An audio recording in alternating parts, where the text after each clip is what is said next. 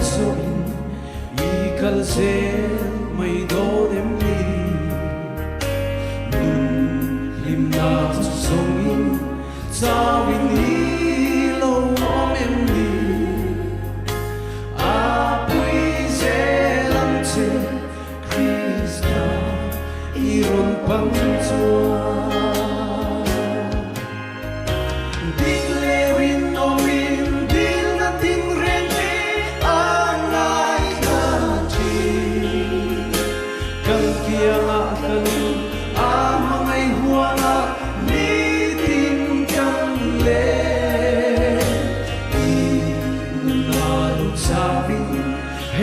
sharing forse Krista tu panla amin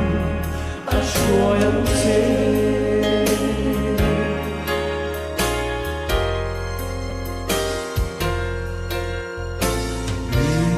shingun na buhay beidong le lungay na in ko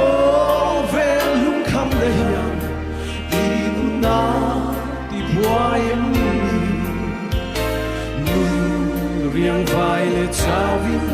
in kong poem ni swalna kalsamin tuna adlen panro declaring nomin bil natin rengke anay kachi kang kiyang akaling ang mga ihuanga nitin kanle inlalog zawin hey hishereng fonse Krista tu panla amin aswayang se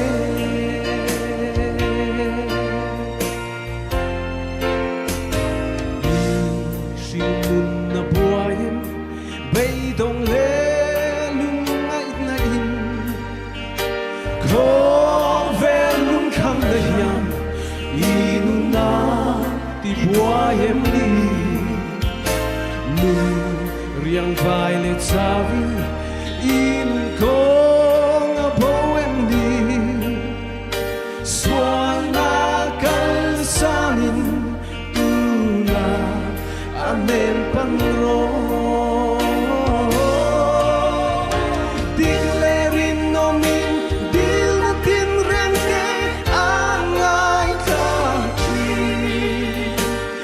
kiyang akalin ang mga ihuanga nitin kanle inunalog savin hey hishereng komangse Krista tu panla amin aswayang se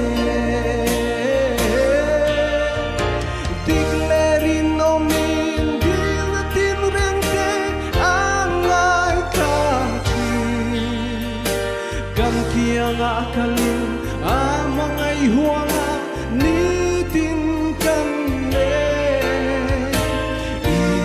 inunalog savin hey hishereng komangse Krista tu panla amin aswayang se